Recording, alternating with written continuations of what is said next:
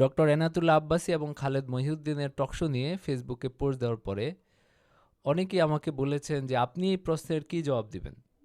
খালেদ মহিউদ্দিনের যে প্রশ্ন, যে প্রশ্নটা তার খুব প্রিয় প্রশ্ন, তিনি এটা মুফতি ফয়জুল করিম সাহেবকেও করেছেন, এনায়েতুল্লাহ আব্বাসীকেও করেছেন, আরও অনেককে করেছেন। অর্থাৎ তার কাছে এটা বেশ জটিল প্রশ্ন বলে মনে হয়েছে এবং তিনি ভেবেছেন যে শরিয়া আইন যে আসলে কার্যকর করার উপযুক্ত না, এটা যে অকার্যকর, সেটা তিনি প্রমাণ করতে পারবেন এই প্রশ্নটা করে। সেই প্রশ্নটা হলো যে আপনাদের এত মতামত, তাহলে শরিয়া আইন কার মতে পরিচালিত হবে? এবং এই প্রশ্নের উত্তরেই এনায়েতুল্লাহ আব্বাসী নানান রকম কথা বলেছেন। প্রথম তিনি বলেছেন যে হুদুদ নিয়ে কোনো ইখতিলাফ নাই, শাস্তি নিয়ে ইখতিলাফ নাই, সেটা প্রমাণ করার জন্য তিনি বেশ কিছুক্ষণ সময় নিয়েছেন। এরপরে আবার তিনি বলেছেন যে যদি ইখতিলাফ হয় তাহলে আমরা সহিহ হাদিস নিয়ে সেটা সমাধান করে ফেলবো, যেটাও আসলে অনর্থক একটা কথা, যেটা আমি বলেছি আমার লেখায়। তাহলে এই প্রশ্নের জবাব কি, যে এতগুলো মতামত আপনারা কিভাবে একটা শান্তিপূর্ণ শাসন দিবেন? আমার কথা হলো যে এই মতামত কি আজকে থেকে? আলেমদের মধ্যে ইখতিলাফ যে আছে, কোরআন হাদিস বুঝা নিয়ে বিভিন্ন মতামত যে আছে, এটা নিয়ে ইখতিলাফ আছে তো একদম শুরু সময় থেকে, সাহাবীদের সময় থেকে। তো সাহাবীদের সময় থেকেই তো ইসলামী আইন দিয়ে দুনিয়া পরিচালিত হয়েছে, শাসন পরিচালিত হয়েছে। এরপরে সাহাবীদের পরবর্তী যুগে যারা ক্ষমতায় ছিল, উমাইয়া খেলাফতের কথা আপনি বলতে পারেন, আব্বাসীয় খেলাফতের কথা বলতে পারেন। আব্বাসীয়র পরে যে আইয়ুবিরা, মামলুকরা তারা শাসন করেছে, বিভিন্ন জায়গায় ইসলামী সালতানাত হয়েছে, স্পেনে হয়েছে।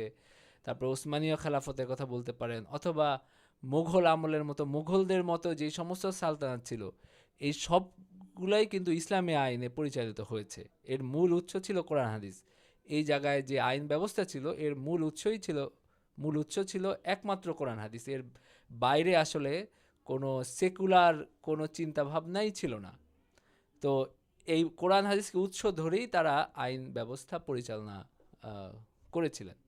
তো এই সময়টায় কি খুব বেশি সমস্যা হয়েছে? মানে এই সময়টায় কি এরকম দেখা গেছে যে কোন আইনে বিচার হচ্ছে এটা নিয়ে ব্যাপক গ্যাঞ্জাম হচ্ছে, কাজ্জা হচ্ছে, বিদ্রোহ হচ্ছে, রক্তপাত হচ্ছে? এরকম এরকম কখনো হয় নাই। তো যখন যারা ক্ষমতাসীন ছিল, তাদের মতাবলম্বী যারা ফকিহ, তারা কোরআন হাদিসকে সামনে রেখে, মানুষের প্রয়োজনকে সামনে রেখে তারা আইন বানিয়েছেন, আইন প্রণয়ন করেছেন, সেই অনুযায়ী রাষ্ট্র পরিচালিত হয়েছে।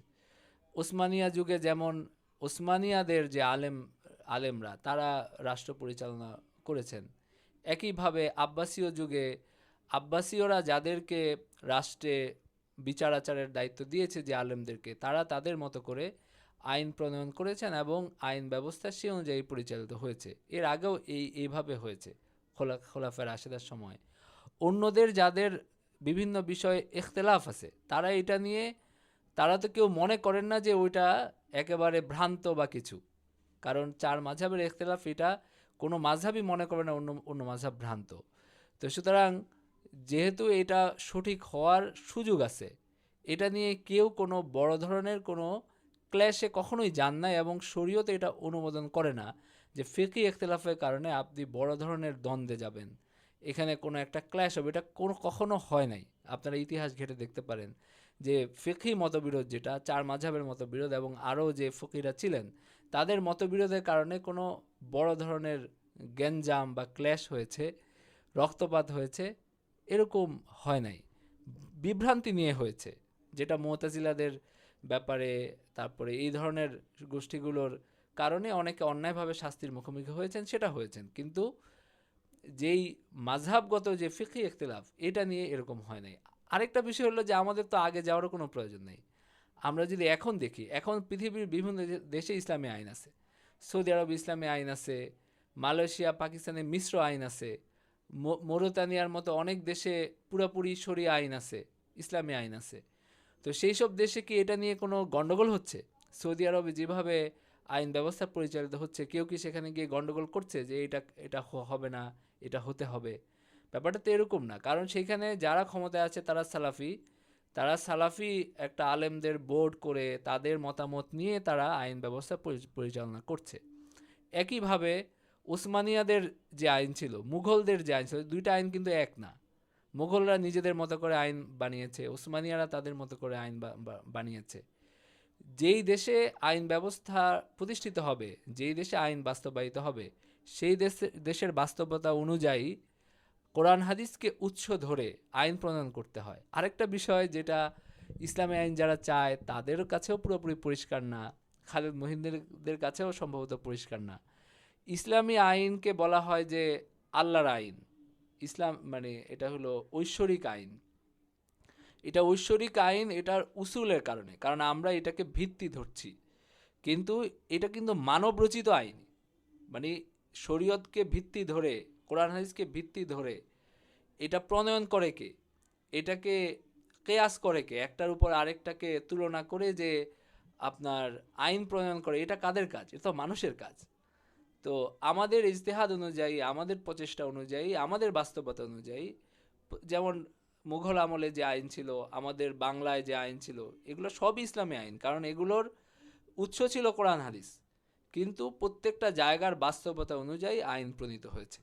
একইভাবে যদি বাংলাদেশে কখনো ইসলামী আইন প্রণয়ন করতে হয়, তাহলে এই দেশের যে প্রচলিত মাযহাব, এই দেশের যে প্রচলিত মতামত, এবং যারা ক্ষমতায় আসবে তাদের যে শরীয়ত সম্পর্কে তাদের দৃষ্টিভঙ্গি, সে অনুযায়ী তারা ওলামায়ে কেরামের বোর্ড গঠন করে এইভাবে আইন প্রণয়ন করবেন। যারা আইন প্রণয়ন করবেন শরিয়াকে বা কোরআন হাদিসকে উৎস ধরে, এবং আমাদের বাস্তবতা, আমাদের মানুষের ন্যায় অন্যায় বোধ, আমাদের দেশের কৃষ্টি কালচার, এগুলোকে ধারণ করেই একটা বিস্তারিত আইন প্রণয়ন করা হবে। উৎস রাখা হবে কোরআন হাদিসকে।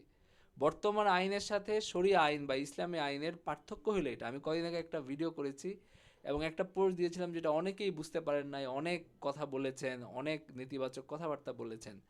কিন্তু আমাদের এই কথাটা বলতে হবে যে ইসলামী আইন বলে আমরা যেটা চাচ্ছি, সেটাও 80% হলো মানুষের দৃষ্টিভঙ্গি, মানুষের চিন্তাভাবনা, মানুষের রচনা করা আইন।